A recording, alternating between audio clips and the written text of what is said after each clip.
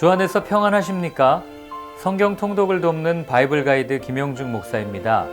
민수기 3장부터 5장까지를 읽습니다.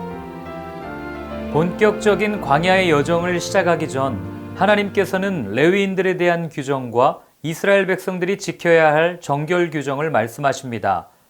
예배와 삶에서 거룩해야 함을 다시 확인시켜 주십니다. 이스라엘 백성들이 광야에서 거룩함을 버리고 쓰러지거나 괴로워할까 염려하시는 하나님 아버지의 모습은 마치 물가에 내어놓은 아이를 바라보는 부모의 심정과 같습니다.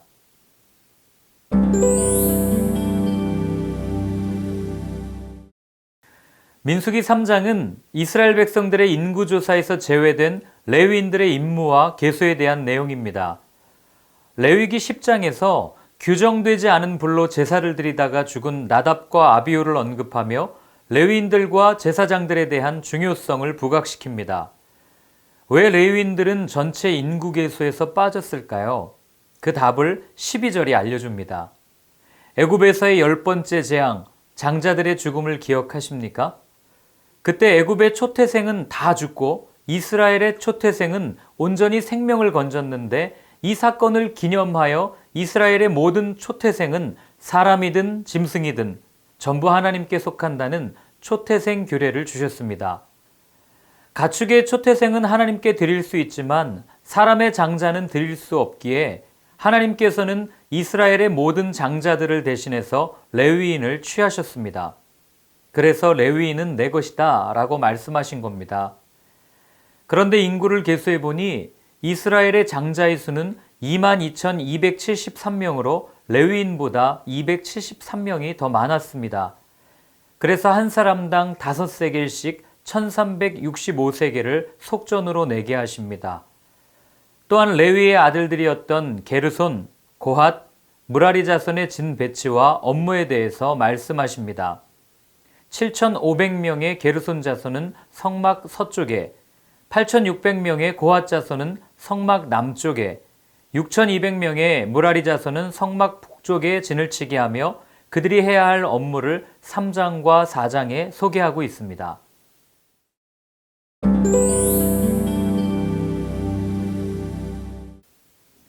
30세부터 50세까지 성막에서 봉사할 수 있는 레위인들의 수는 고핫 자손이 2,750명, 게르손 자손이 2,630명, 무라리 자손이 3,200명, 총 8,580명이었습니다.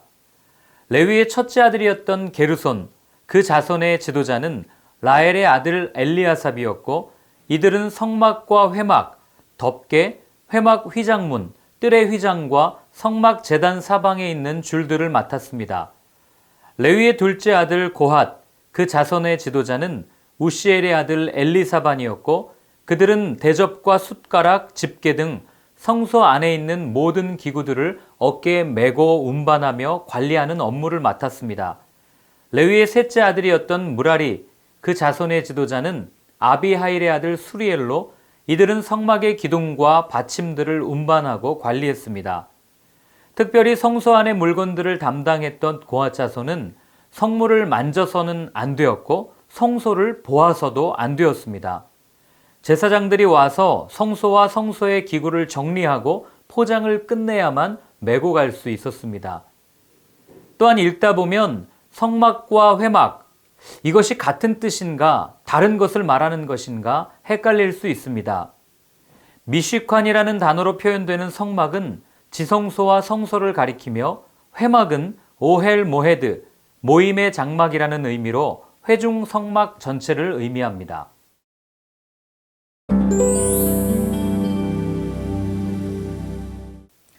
시내산에서 언약을 맺으시고 성막 완공, 인구조사까지 마친 이스라엘 백성들은 이제 본격적인 광야 여정을 시작합니다. 그들에게 하나님께서는 다시 한번 성결, 거룩 유지를 말씀하십니다. 이미 레위기에서 자세하게 다루었음에도 또다시 언급하신 이유는 광야 생활을 하다가 타락한 이방민족과의 만남을 통해 이스라엘이 영향받을 것을 사전에 방지하기 위해서였습니다. 또한 안정된 생활을 할 수 없는 광야라고 할지라도 하나님의 거룩한 백성이라는 사실을 잊지 않도록 하기 위한 조치라고 볼 수 있습니다. 시간과 장소를 불문하고 내가 거룩하니 너희도 거룩하라고 계속해서 말씀하고 계신 겁니다. 민수기 5장에서 눈여겨볼 점은 다른 사람에게 죄를 지은 것에 대해 하나님께 거역했다고 표현하고 있는 겁니다. 이런 행동들은 보통 이기심, 마음의 부정에서 시작되어 타인에게 해를 끼치는 범죄의 형태로 나타납니다. 그렇기 때문에 이웃에게 끼친 손해를 배상할 때에는 반드시 죄를 용서받는 속죄죄를 드리고 물질적 보상뿐 아니라 정신적 피해까지 보상하려는 노력이 따라야 했습니다. 즉, 하나님의 형상을 닮은 이웃에게 피해를 입히는 것은 하나님께 죄를 짓는 것과 동일하다고 말씀하신 겁니다. 마지막으로 의심의 소재, 기억의 소재라 불리는 간음에 대한 규례를 말씀하십니다. 아내의 불륜이 의심될 경우 남편은 아내와 예물을 가지고 제사장에게 갑니다. 제사장은 의심받는 여인에게 쓴 물을 마시게 합니다. 만약 아내가 남편의 의심대로 불륜을 행했다면 배가 붓고 넓적다리가 말라 저주거리가 될 것이고 정결한 경우에는 임신을 하게 됩니다. 이 구절을 읽으며 여자만 그 대상이 되었다는 점에서 조금 불공평하다고 생각될 수 있습니다. 그러나 이 규정은 여자를 보호하기 위한 겁니다. 당시의 사회 분위기상 여자가 간음의 혐의만을 받아도 돌에 맞아 죽을 수 있는 상황이었기에 약한 여자들을 보호하는 장치가 필요했습니다. 그래서 하나님은 의심의 소재, 기억의 소재를 통해 정결한 여인들을 보호하셨던 겁니다.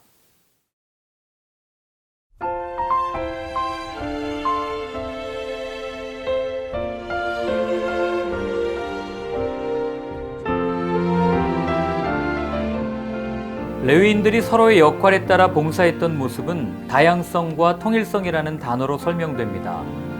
다양성은 하나님께서 주신 선물입니다. 손이 발더러 나만 중요하다고 말할 수 있겠습니까? 통일성도 하나님께서 주신 선물입니다. 손과 발은 몸에 함께 붙어 있을 때 몸의 구실을 할 수 있습니다.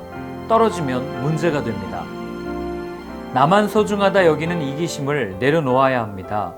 이기심은 모든 죄의 시작이요 멸망으로 가는 지름길이기 때문입니다. 인류가 왜 타락했습니까? 하나님처럼 되고 싶다는 욕망에서 시작되었습니다. 그 욕망은 어디에서 출발됩니까? 바로 나로부터입니다. 자신과 다른 사람들을 함부로 비난하지 마십시오. 상대방을 온전히 사랑하십시오. 레위인들이 가르쳐주는 모든 문제의 해결 방법입니다.